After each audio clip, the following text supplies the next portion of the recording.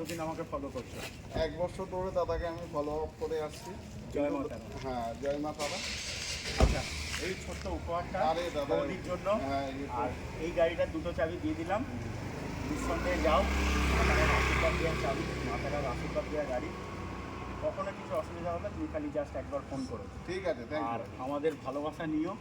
অবশ্যই। সব কাস্টমার নিজের হয় না, কিন্তু কিছু কাস্টমার নিজের ছাড়া পরেরও হয় না। এই কাস্টমারটা ওয়ান অ্যান্ড অনলি গ্রেট লোক, খুব ভালো লাগছে।